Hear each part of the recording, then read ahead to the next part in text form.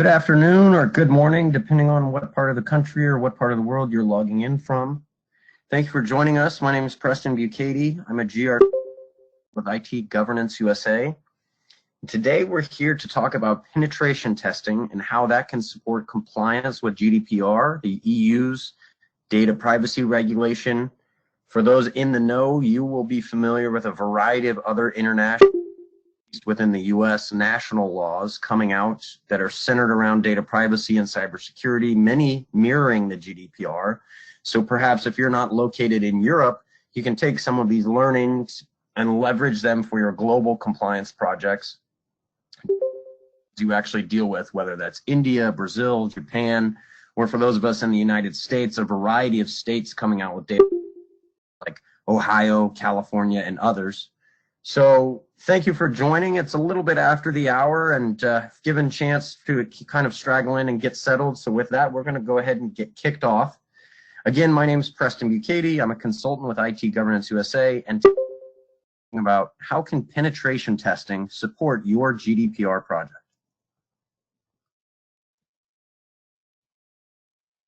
So first, let me tell you a little bit about our company. We've been helping clients secure their information and comply with industry standards since 2005. Two of our directors were actually responsible for the world's first successful implementation of an information security management system that conformed to what was then called the British Standard 7799. It's actually the forerunner of ISO 27001. Now, our consultancy practice towards protecting and securing their intellectual capital, complying with relevant regulations, and thriving as they achieve strategic goals through better IT management. We're also a leading provider of training courses from foundation to advanced level, as well as online courses for all IT and legal practitioners. This includes courses along the lines of PCI and the Certified Ethical Hacker qualification. Our technical services practice delivers a range of services, including penetration testing, like we'll be talking about today, Cyber Essentials certification, and PCI DSS compliance if you're dealing with payment card data at all. We're also a member of the Certified Register of Ethical Security Testers, commonly known as CREST, which means that as a company, we adhere to an audited methodological approach to our testing and that our consultants follow a recognized certification path, keeping their skills relevant and current. Today, we're going to be looking at the implication of Article 32 under GDPR. That article deals with the security of data processing, and we're going to be discussing why penetration testing is a crucial piece towards improving existing technical controls for securing personal information. So specifically, we'll be looking at things like how to identify the testing scope of vulnerability scans and penetration testing to support compliance with Article 32 and the related data protection principles. We'll also be looking at identifying ways of conducting testing to fit security and budgetary requirements that are particular to your organization. And so to do this, we'll look at the detailed requirements of GDPR, the role of penetration testing in your audit and compliance programs, and then we're going to discuss how to construct a program that fits your organization's needs. Now, this is a busy slide, and I will admit it is busy, but the ultimate point to take away here is that there are a variety of new laws and regulations and compliance standards that are coming around the topic of cybersecurity, data privacy, and overall IT governance. Historically, we've needed laws to protect us, and the same principle is now starting to apply to cybersecurity, where regulation plays an increasingly important role in keeping us safe as consumers on the wider internet market. So from the vulnerability management requirements of ISO 27001 to the proof of network segmentation needed under PCI DSS compliance and the requirements for regular technical security testing set out in GDPR, regulations will continue to play an important role in driving forward technical security assessments. It's almost inevitable that at some stage we will all be required to demonstrate a proportionate and adequate approach to handling our IT and other cyber assets. Now, Article 32 of the GDPR, specifically requires controllers and processors of EU residents' personal data to ensure a level of security appropriate to the risk to their rights and freedoms. Specific measures may include encrypting personal data, ensuring your processing systems and services are secure and resilient, being able to restore availability and access to personal data within a reasonable time frame after an incident occurs, and having a process in place for regularly testing, assessing, and evaluating the effectiveness of technical and organizational measures for ensuring the security of processing.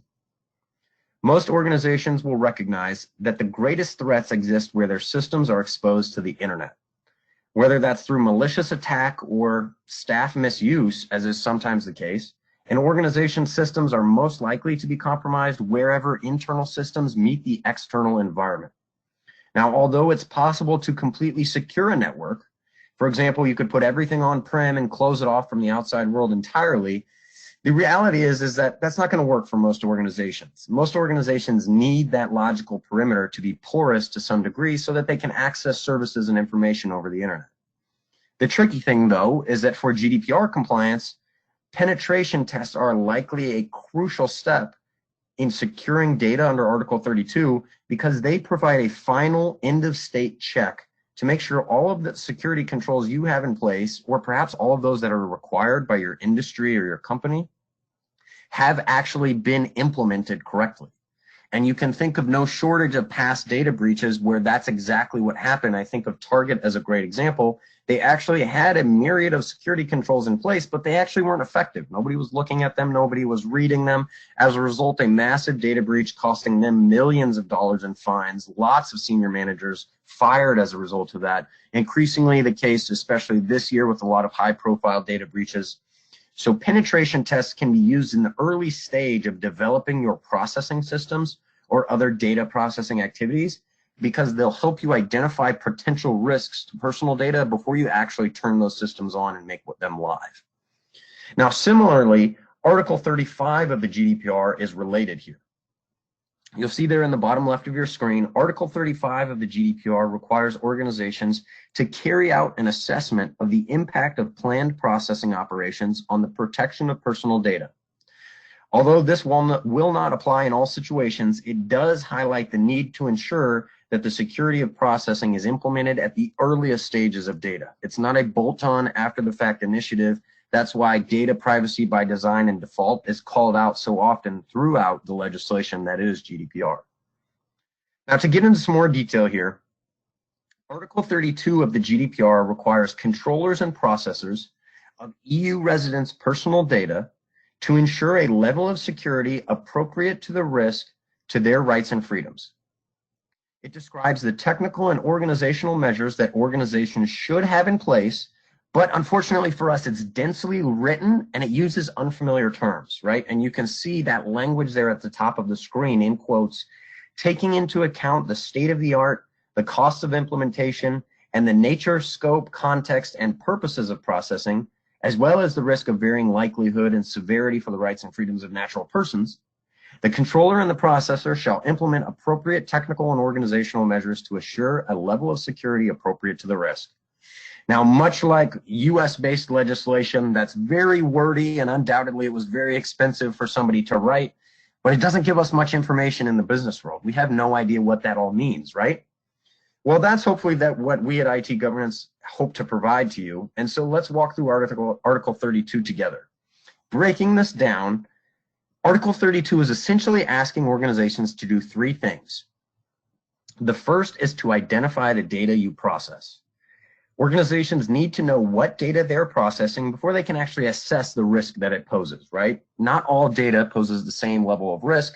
Business contact information in a B2C or B2B context is not necessarily going to be the same sort of sensitive type of information that your organization may collect in an HR context. Thinking about racial information, health insurance information, children, family member names, et cetera, right? Think about when people are applying for jobs.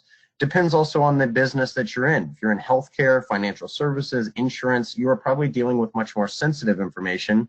That's not to say, though, that technology companies can't be dealing with that as well. Location data, financial data, whatever the case may be, you are undoubtedly collecting a lot of sensitive personal data that you may not even realize. So the first step is to always conduct a data flow map, because your goal then is you're trying to identify what data items or data elements you have.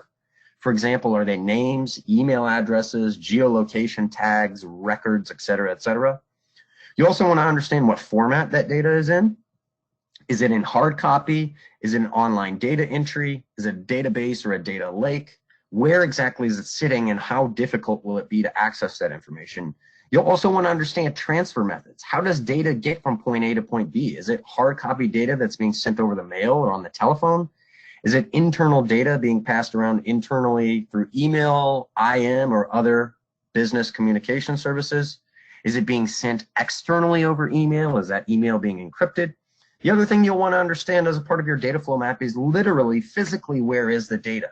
Is it in the office? Is it in the cloud? Is it with a third party? What country is it in? What area of the globe? What jurisdiction or region? All of this is going to help you understand your risk exposure and your liability limits.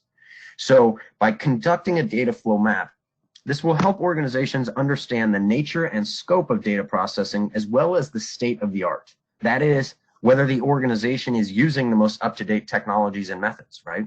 You may identify that you're transferring certain amounts of information over unencrypted channels. That is a risk itself that you would want to address before you even move on to the next step, which is a formal risk assessment. Now, GDPR calls this out specifically, and for those of us in the US, many United States cybersecurity laws that are coming out every day, it seems like, are actually formally mandating a risk assessment. In New York, there's the Department of Financial Services rule that mandates a formal risk assessment. California's coming Consumer Privacy Act talks about a risk assessment. Ohio recently released a new cybersecurity law at the start of November that doesn't formally require a risk assessment, but indirectly does by asking for you to adopt a risk management framework.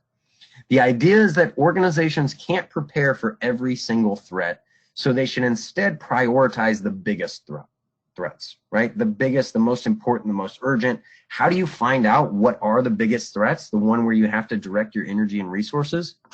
You need to conduct a risk assessment. You need to determine the probability and the impacted or expected damage of each scenario. That way you can identify risks by conducting vulnerability scans and penetration tests. That takes you to the third and final action, which is deciding upon an appropriate risk treatment. So generally speaking, there's 4 ways to treat the risks that you identify. You can avoid that risk by eliminating it entirely. Perhaps you just decide to stop collecting that data if it's of no use to your organization. You can modify the risk by applying security controls, some of which we'll talk through today. You can share the risk with a third party. Say you're offloading data in a SaaS model, or perhaps you're buying cyber insurance. One thing to note under that idea, you can never share reputational risk. Think about the issue we've seen with Cambridge Analytica and Facebook. Although the technical issue was with Cambridge Analytica, who ends up taking the heat on the stock market? Well, that's Facebook. So you can share technical risk, but you can never share reputational damage. Again, why you want to understand the scope of where you're sending data, who else are you giving it to, what vulnerabilities do they have. The last way to treat risk, though, is to simply retain the risk. If you understand that that risk is low enough and it falls within established risk acceptance criteria, your business leaders can make an objective decision to retain and live with that risk and manage it on an ongoing basis. The action you take will be at your discretion, but you need to be able to demonstrate that it was the most appropriate option.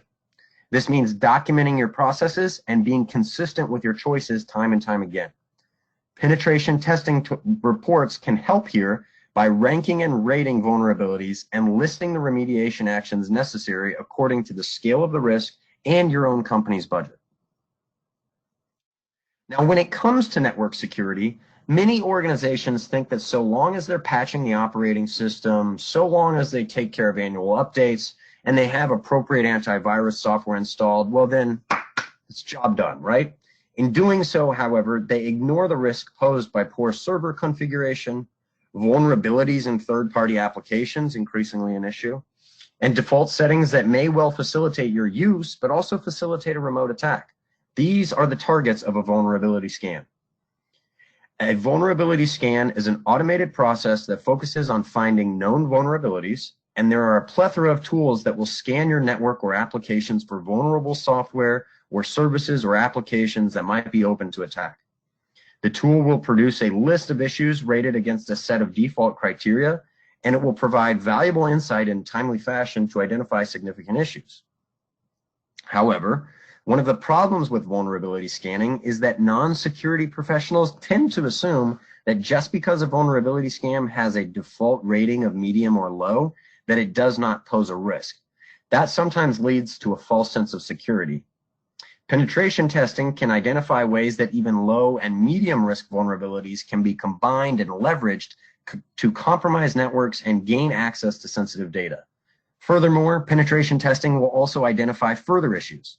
For example, if passwords are being stored or transmitted in clear text, or are there other flaws in bespoke applications that allow for data to be compromised, a good penetration test should identify those issues for you.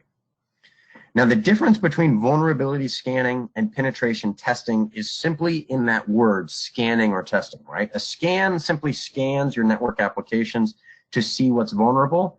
A pen test, though, penetration test, some people in the industry shorten it to pen test, and I'll probably use that the rest of the webinar. Pen tests simulate, the actions of an attacker. So that's the big important difference there. Pen testers will actually gather initial vulnerability information, but then they also manually test for means of compromising the host. So perhaps they try combining certain vulnerabilities or exploiting weaknesses in application logic that are beyond the automated scanners. The output from a good pen test will give much more insight into the business impact of vulnerabilities, and it should provide detailed and prioritized advice on remediation.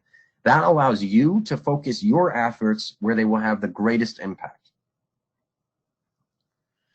So, penetration testing, therefore, is a systematic process for probing vulnerabilities in your applications and networks. It's essentially a controlled form of hacking in which the attackers operate on your behalf to find the sorts of weaknesses that criminals could exploit for their own gain. The process of penetration testing involves assessing your chosen systems for potential weaknesses that could result from poor or improper system configuration, both known and unknown hardware or software flaws, and other operational weaknesses in process or technical countermeasures. A good and experienced penetration tester can also mimic the techniques that are commonly used by criminals while also ensuring that no actual damage is caused. So, looking in more detail what type of testing may be suitable. Try in your mind to differentiate between a level 1 and a level 2 test, right? A simple bifurcated model. A level 1 test will be appropriate for many organizations. Chances are about 80% of organizations. Those organizations that are seeking to mitigate the threat of an opportunistic attacker who is looking for easy targets. So by combining a level 1 test program with regular vulnerability scanning, you can prioritize the resolution of identified issues and establish a comprehensive assessment of your risk to external threats. Now, level 2 testing is obviously a step higher. It's aimed at organizations that may be targeted directly by attackers, perhaps because of the information they hold or the nature of their business, right? Perhaps they are a law firm that contains sensitive mergers and acquisitions data, a bank that contains sensitive financial information. For those of you that are joining us from the healthcare sector, you would be well advised to pay attention to evolving nature of cybersecurity threats because many hackers are pivoting to attack healthcare and hospital networks. They know that your systems are out of date. They know that your employees are not fully trained on IT processes and services, and they don't mean that to be disparaging. Those people are there to provide healthcare, right? Nurses, doctors, etc. They're not necessarily systems engineers. And so hackers are increasingly turning to healthcare networks to steal valuable personal information like social security numbers or insurance information to commit identity theft. So if you're an organization that is going to be targeted specifically by attackers, sort of that 20% of the market in comparison to the other 80 that we talked about with level 1, you would be well advised to look at a level 2 type of penetration test, that deeper, sort of a more rigorous level of penetration test, because during a level 2 test, identified vulnerabilities will be exploited. And this allows that tester to actually access your internal systems or data, and then they can identify further issues. They can navigate your network and look at things like, hey, is the storage of sensitive data in clear text? Are there poor development practices, maybe storing live data in a test environment? What else is leaving databases open to access? By way of an analogy, we can compare these types of testing to the security of our own homes. So think of it this way. A vulnerability scan might identify that you have unlocked doors or windows, right? Somebody just circles around the perimeter of your home and says, look, it looks like some of your doors are locked on the back side of the house, so I can see you leave the back door open. A level 1 pen test will combine that knowledge with reconnaissance that your house is, say, maybe empty at a certain time, or that maybe people are coming and going, and they may go so far as to peek through your windows and look at what an opportunistic thief might access, right? This gives you a more comprehensive assessment and allows you to make more informed decisions on where to fix issues. Now, going a step further, a level 2 pen test through that open door. They will find out that your back door is open. They'll sneak in through the basement, find the safe that you have hidden upstairs in your bedroom, use social media to perhaps find out when your friends post pictures of your birthday party, and use that date to successfully guess the safe's combination, providing a proof of concept of how you could be relieved of all your valuables. So you can sort of see how these levels of vulnerability scanning or penetration testing vary in terms of depth, in terms of what types of data they're going to access, but that also gives you varying levels of information on how your systems may be compromised and as a result, what actions you need to take. So the testing you choose is going to be based on key factors, things like where or how your organization processes personal data, how you aim to keep your network secure while maintaining the availability and integrity of data required to continue running your business. That's what penetration testing is all about. Now, some other topics to consider here, some very easy steps to take. Segmentation of networks. That's a simple way to reduce risks to information, but as with anything in an IT world, it needs to be properly implemented. Excuse me. Segmenting can prevent unauthorized access by either internal employees or an attacker with access to other parts of the network because it limits the impact of any breach. It can reduce data leakage by ensuring that personal data is only accessible from designated machines. Segmentation forms a key part of many compliance tests such as PCI and PSN, and we at IT Governance recommend that personal data be kept within an appropriately segmented boundary. Penetration testing can help ensure that this is correctly implemented and that the security of data cannot be compromised by unauthorized access. Now, critical systems are essential for an organization to operate or to meet compliance requirements. So for GDPR compliance, you will need to identify all of the systems that are involved in processing personal data or keeping it secure.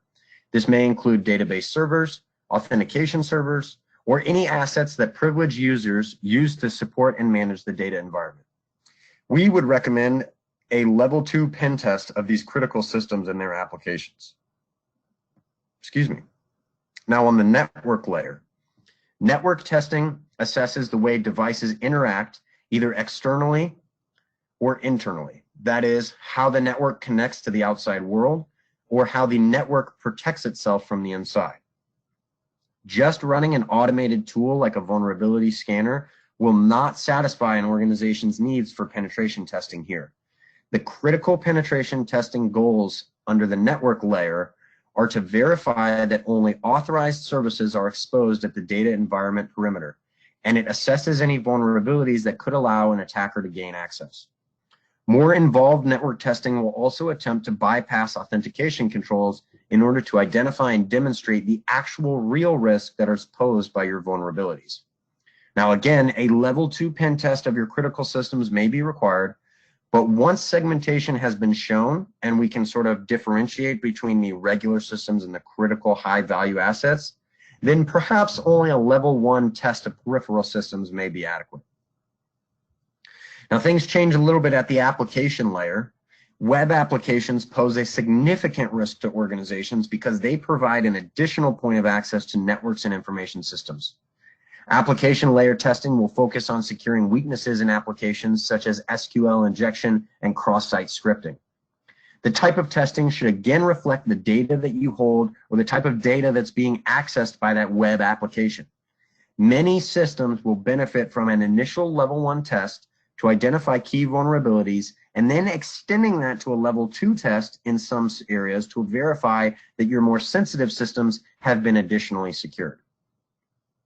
Now, an increasingly scary topic that is ticking up under all of us in the IT and cybersecurity world is social engineering. Phishing of employees and malicious emails sent in email messages are still the leading cause of all data breaches. The latest Verizon data breach investigations report, which you can find online, found that 66%, 2/3 of all malware linked to a data breach or other incident, for example, maybe ransomware, 2/3 of that malware was installed via malicious email attachments. The high potential for being duped by attackers warrants serious consideration of methods to avoid them. Training employees by having them experience a social engineering attack is a practical and cost-effective method, but it's often underused by organizations. By simulating an attack, you can quickly find out if there is an internal awareness problem and determine who needs extra training to prevent those sorts of issues. If you don't think that this topic is real, I would advise you to read in depth the FBI's report of the Sony hack that happened a couple of years ago. For those that just remember briefly, Sony, around the time they were releasing a movie, was hacked. Many internal company emails were exposed, lots of valuable data exposed. It was a huge scandal, a bit of a nightmare. They ended up paying a huge amount, millions in fines. One interesting thing uncovered by the FBI is that Sony was not the only company targeted under that attack.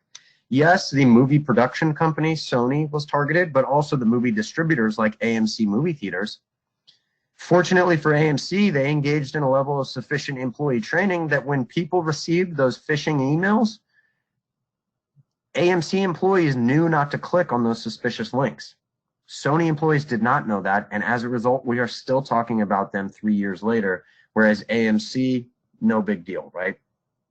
So the test that you choose needs to be appropriate to the size and also the complexity and culture of your organization. So you need to consider the maturity of your existing security awareness across the organization, because IT management and IT security is increasingly everyone's responsibility.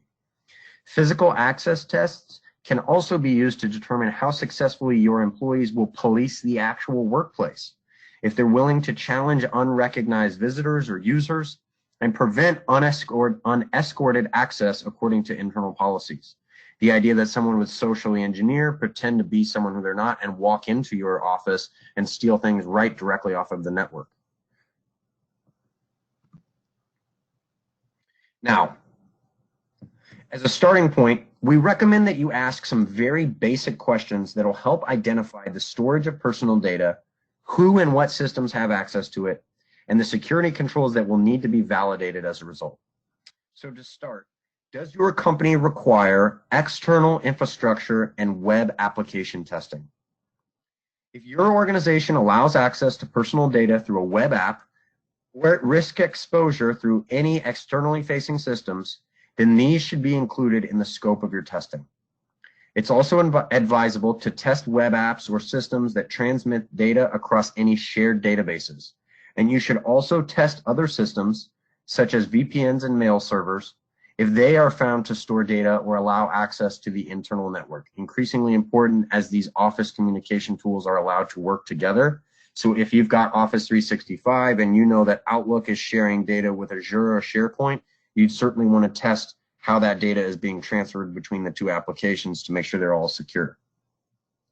Now, the second question to ask yourself is internal testing required? If your organization stores personal information internally on shared files, databases, or other systems, then likely an internal penetration test should be included in your scope. You'll also need to identify whether the data has been segregated or restricted on the network. If not, then we advise that you include systems that could potentially affect this data, such as other machines in the domain or on the same LAN network. If yes, then you should request segmentation testing to check that implemented controls are actually working correctly. Such testing should extend to the wireless network if possible, to determine that guest networks are not capable of accessing this information and that secure wireless protocols are actually working as intended. The final question to ask yourself is, should you be conducting social engineering and phishing tests? You should consider this type of testing if your organization regularly prints personal data or if it invites untrusted or unknown guests into office areas where they can gain access to your systems. Social engineering tests are also an effective method of identifying risks associated with an end user's failure to follow documented policies and procedures, especially as it relates to email attachments like I just talked about. Regular phishing tests will also generally increase employee awareness, and that helps boost your ability across the organization to spot suspicious emails. That therefore reduces the likelihood of your employees inadvertently introducing malware into your networks, sending financial information or other sensitive data to the wrong party, or other activities that could compromise personal data and subject you to a data breach. So by means of an example, your test regime might therefore consist of regular internal and external vulnerability scans. Make sure you have a program in place to react to the findings, and if necessary, consult a qualified tester to ensure appropriate remediation. Scanning should also be performed following any significant changes to infrastructure or applications. An annual penetration test of your systems is also advisable. Maybe you do a level 1 to protect against opportunistic attackers identifying you as a potential target, and then you move to level 2 to protect from targeted attacks or only for those mission critical systems.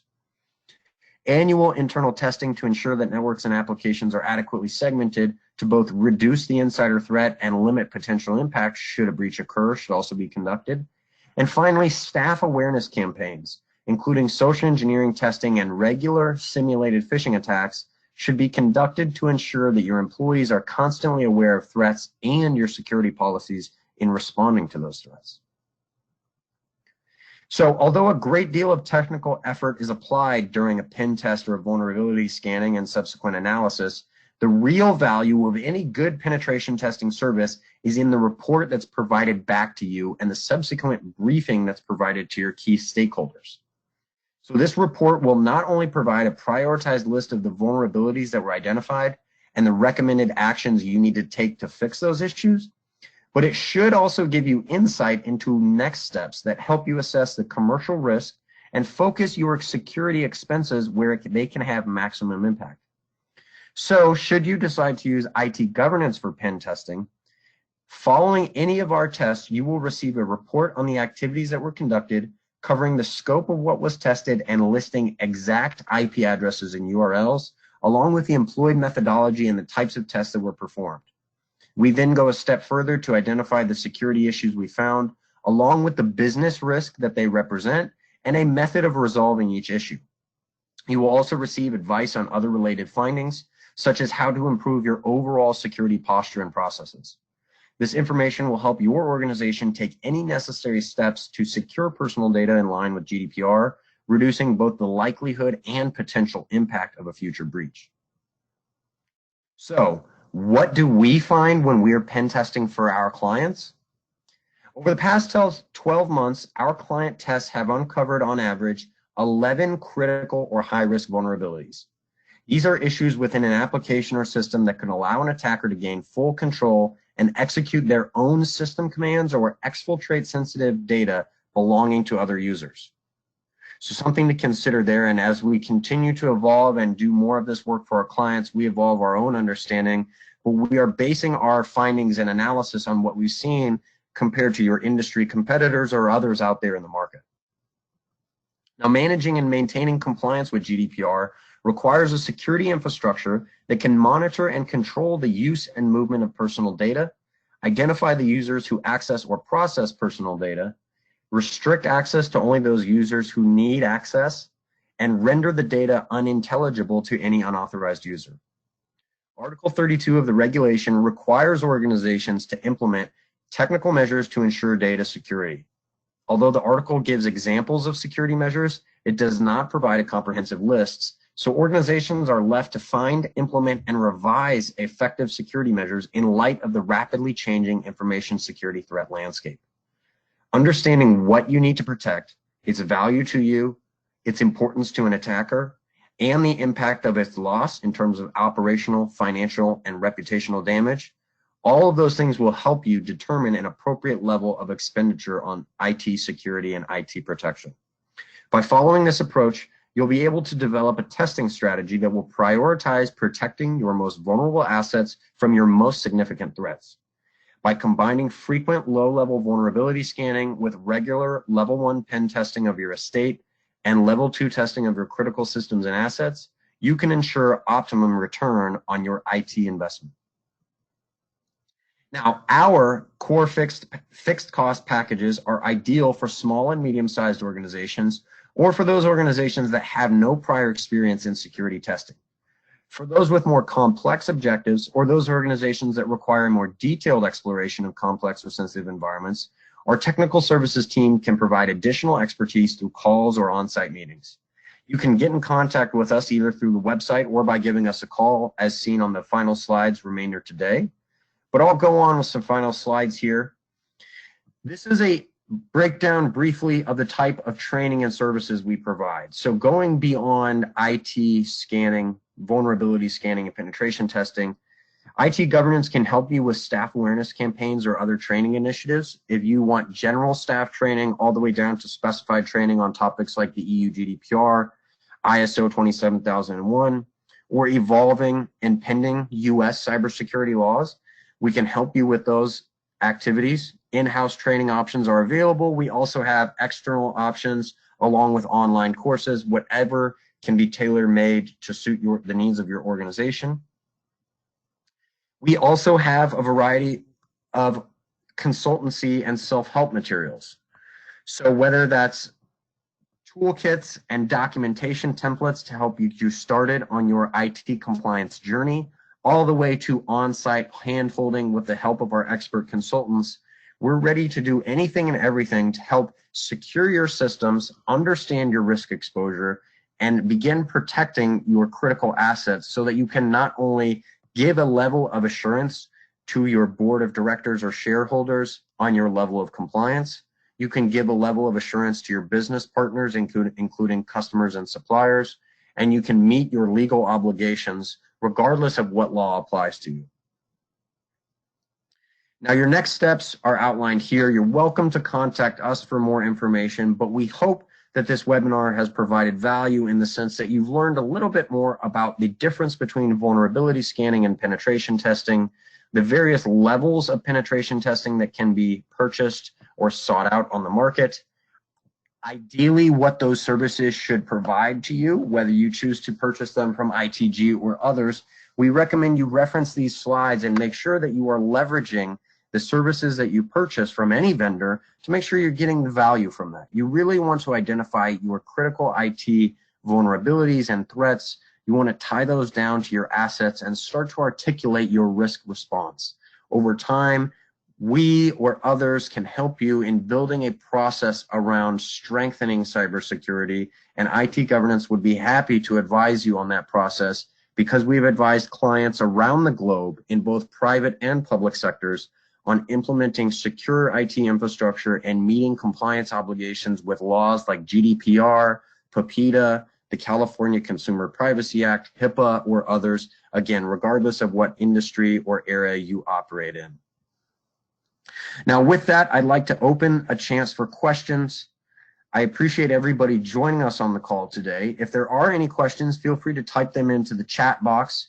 You're also welcome to email us at any of the contact details provided here on the slide. I'm going to give it a sec and allow questions to sort of filter in over the webinar service here. So if you have questions, please just bear with me. Be sure to submit them. Also going to open the attendee box and see if anybody here has raised a hand.